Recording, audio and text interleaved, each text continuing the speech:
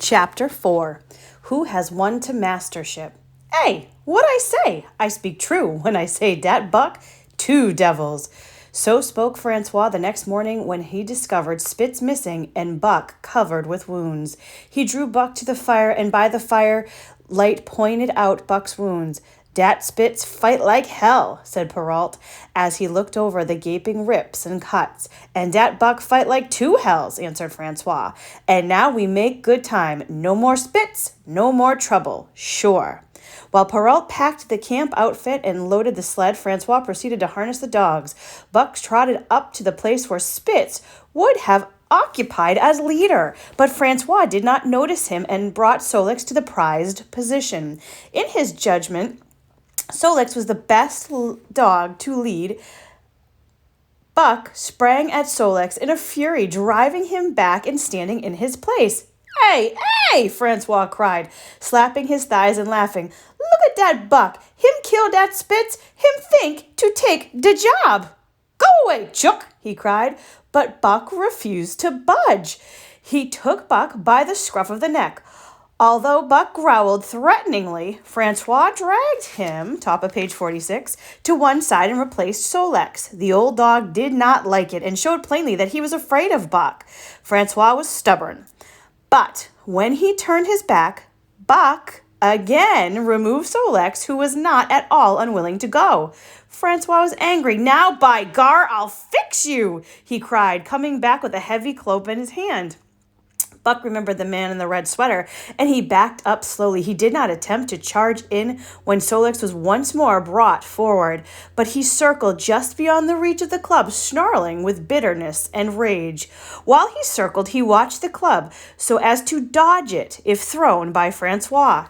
He had become wise in the way of the clubs. The driver went about his work. He called to Buck when he was ready to put him in his old place in front of Dave. Buck backed up 2 or 3 steps. Francois followed him, and Buck backed up again. He's kind of acting like a spoiled child. After some time of this, Francois threw down the club, thinking that Buck feared a beating. But Buck was in open revolt. He did not want to escape a beating. He wanted leadership. It was his by right, and he earned it, and he would not be satisfied with anything else. Perrault took a hand between them, and they chased him around for almost an hour. They threw clubs at him. He dodged. They cursed him, and his fathers and his mothers before him, and every generation that would come after him. They cursed every hair on his body and every drop of blood in his veins. He answered each curse with a snarl, and he kept out of reach. He did not try to run away, but backed around and around the camp. He showed plainly that when he got what he wanted, he would come in and be good. Francois sat down and scratched his head. Perrault looked at his watch and swore time was flying by and they should have been on the trail an hour earlier. Francois scratched his head again and he shook it and grinned in an embarrassing way at the courier or mailman. Perrault shrugged his shoulders as a sign that they were beaten. Then Francois went up to where Solix stood and called to Buck. Buck laughed in the way dogs laughed, but he kept his distance. Francois unhitched Solix's traces and put him back in the old place. The team stood harnessed in the sled in an unbroken line, ready for the trail. The only place for Buck was at the front. Once more Francois called, and once more Buck laughed and stayed away. Throw down the club, Perrault commanded. Francois obeyed. Buck then trotted in, laughing triumphantly, and swung around into the position at the head of the team. His traces were fastened and the sled broke out with both men running. They dashed out onto the river trail. Francois had previously had a high opinion of Buck, but he found that while the day was still young, that his opinion had not been high enough. At a leap, Buck took up the duties of leadership where judgment was needed and quick thinking and quick action. He was better even than Spitz, and Spitz was the best Francois had seen up to that time.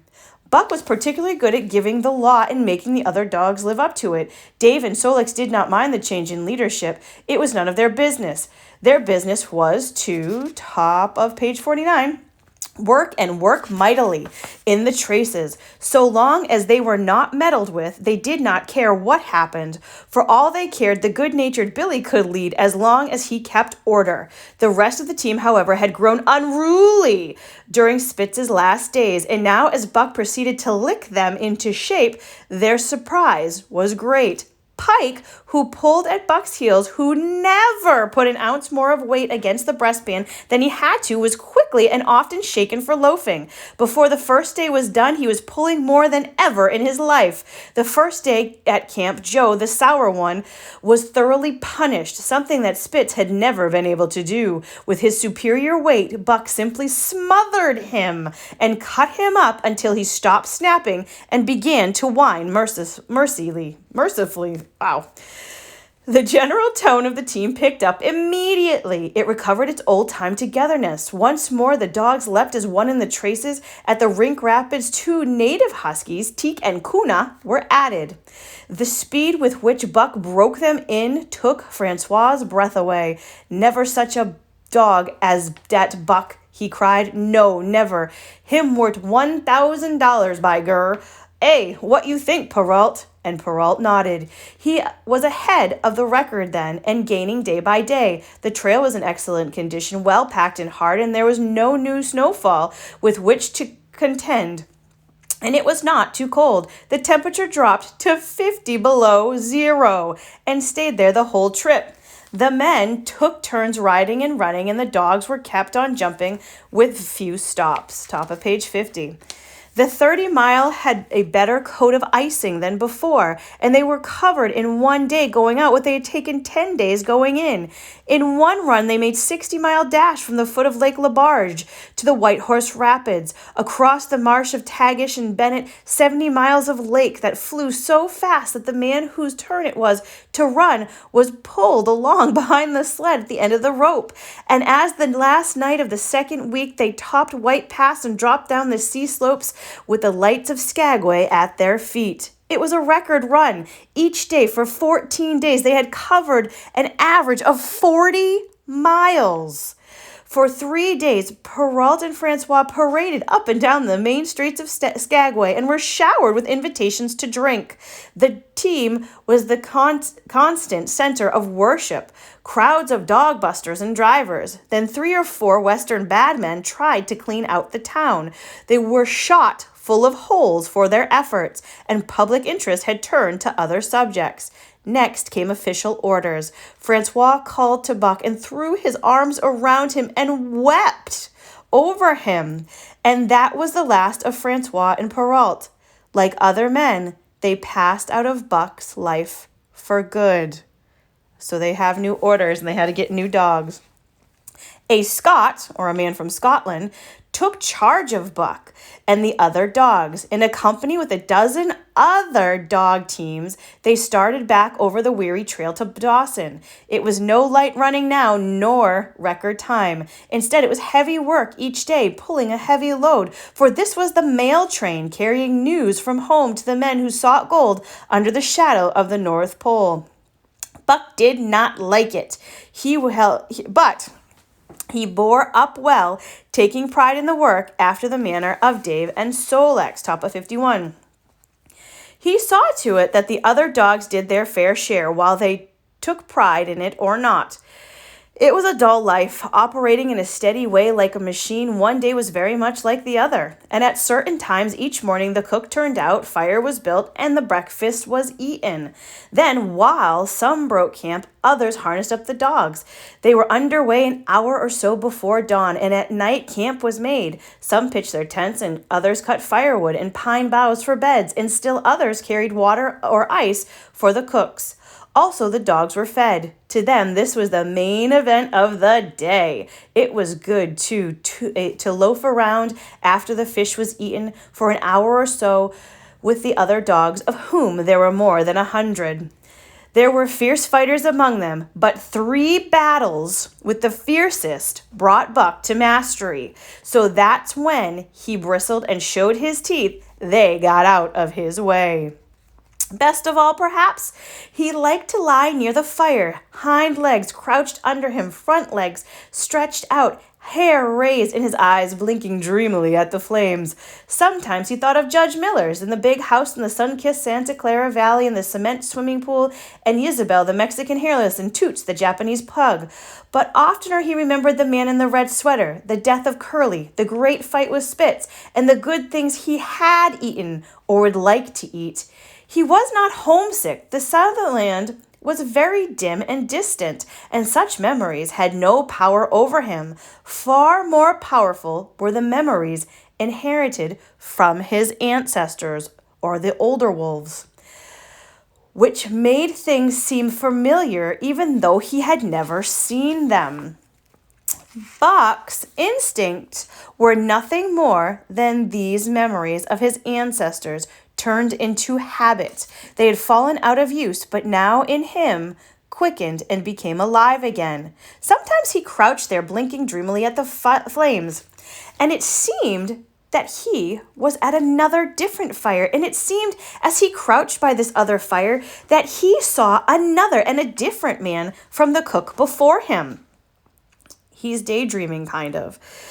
This other man had shorter legs and longer arms, with muscles that were stingy and knotty rather than round and swelling.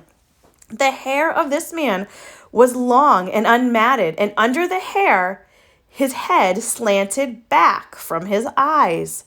He spoke strange sounds, and he seemed very much afraid of darkness, into which he peered continually. In his hands, which hung halfway between his knees and his foot, he clutched a stick with a heavy stone attached at the end. He was almost naked, clothed only in a ragged and burned skin that hung partway down his back. There was much hair on his body. In some places across his chest and shoulders and down the outside of his arms and thighs, the hair was matted almost into a thick fur. He did not stand upright, but instead leaned forward from the hips, his legs bent at the knees. There was a particular spring to his body, almost cat-like, and he was constantly alert, as if he'd lived in a never-ending fear of things of both seen and unseen. At times, this hairy man squatted by the fire with his head bent between his knees and slept. His elbows were on his knees, and his hands were clasped above his head as if to keep off the rain with the hairy arms. And beyond that fire in the darkness all around, Buck could see many gleaming coals, 2 by 2, always 2 by 2. He knew that these were the eyes of the great beasts of prey, and he could hear the crashing of the bodies through the undergrowth and the noises that they made at night. And dreaming by the Yukon bank and the lazy eye blinking at the fire, these sights and sounds, or sounds and sights, of another world would make their hair rise along his neck. Then he would whimper low and growl softly until the cook shout at him, "Hey, you, Buck, wake up!" And at the other world would vanish, and his daydream would end, and the real world would come back into his eyes, and he would get up and yawn and stretch as if he had been asleep. With the sled loaded down with the mail, and it was a hard trip. The heavy work wore them down, and they were below normal weight and in poor condition when they reached Dawson. They should have 10 days rest, or a week at least, but in only 2 days' time they dropped down the Yukon bank from the barricades, loaded the letters from the outside. The dogs were tired and the drivers grumbled. To make matters worse, it snowed every day. This meant the soft trails, greater friction on the runners, and heavier pulling for the dogs. Yet the drivers were fair through it all, and they did their best for the animals. Each night, the dogs were tended to first. They ate before the drivers ate, and no man went to sleep until he had seen the feet of the dogs he drove. Still, their strength went down, and since the beginning of the winter, they had traveled 1,800 miles, dragging the sled the whole weary distance. 1,800 miles will begin to wear down, top of page 54, even the toughest. Buck stood keeping the other dogs up to their work, but he too was very tired. Billy cried and whimpered regularly in his sleep each night. Joe was sourer than ever, and Solix could not be approached at all, blindside or other. But it was Dave who suffered the most, and something had gone wrong with him. He became more gloomy and crabby. When camp was pitched, he made his nest immediately where his driver fed him. Once out of the harness and laying down, he did not get up again until harnessing up time in the morning. Sometimes when he was jerked by a sudden stop of the sled, and when he was straining to start, he would cry out in pain. The driver examined him but could find nothing. All of the drivers became interested in this case. They talked about it over mealtime and over their last pipes before going to bed, and one night they held a meeting. Dave was brought from his nest to the fire and was pressed and prodded until he cried out many times. Something was wrong inside, but they could not locate no broken bones. They could not figure it out. At the Casbah was reached, Dave was so weak that he was falling over and over again in the traces. The Scot called a halt and took him out of the team. He put the next dog, Solex, in Dave's place by the sled. The driver intended to rest Dave, to let him run freely behind the sled. Sick as he was, Dave did not want to be taken out. He grunted and growled at the traces when they were unfastened. He whimpered broken-heartedly when he saw Solex in his place where he had served for so long, for he had the pride of a sled dog, and even though sick unto death, he could not bear that another dog should do his work. When the sled started and Dave struggled in the soft snow alongside the beaten trail, he repeatedly attacked Solex, rushing at him and trying to push him off into the soft snow on the other side, trying to jump into the traces and get between him and the sled, and all the while whimpering and yelping and crying in grief and pain. The Scot tried to drive him away with the whip, but he paid no attention to the sting of the whip, and the man did not have the heart to strike harder. Dave refused to run quietly on the trail behind the sled, where the going was easy. He continued to struggle alongside in the soft snow, where the going was most difficult, until he was exhausted. Then he fell and lay where he fell, howling mournfully as the long train of sled passed by. With the last trace of strength, he managed to stagger along behind until the train made another stop, and then he struggled past the other sled to his own, where he stood beside Solex. His driver delayed a moment to get a light for his pipe and from the man behind. Then he turned around to start his dogs. They swung up the trail with remarkable ease, turned with their heads nervously, and stopped in surprise. The driver was surprised too, for the sled had not moved. He called to the other drivers to see the sight. Dave had bitten through both of Solex's traces and was standing directly in front of the sled in his proper place. He wanted to keep pulling. He begged with his eyes to remain there, and the driver didn't know what to do. The other drivers talked of how a dog could break its heart by having its work taken away from it, top of page 56, even though the work was killing it. They remembered dogs that they had known who, too old for work or injury, had died because they were cut out of the traces or harness. Also, they thought it would be an act of mercy, since Dave was going to die anyway, to let the dogs in the traces, easy at heart and content. So, Dave was harnessed in again, and proudly he pulled as old, though more than once he cried out from the bite of the inward hurt. Several times he fell down and was dragged in the traces, and once the sled ran up on him, so that he limped in one of his hind legs. But he held out until camp was reached, and when his driver made a place for him by the fire, the next morning he was too weak to travel. At harness up time, he crawled to his driver. With huge efforts, he got to his feet, staggered, and fell.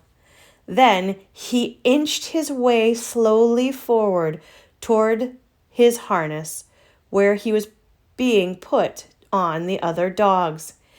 He would move his front legs forward, then drag his body with a sort of hitching movement, then advance his front legs and hitch ahead again for a few more inches.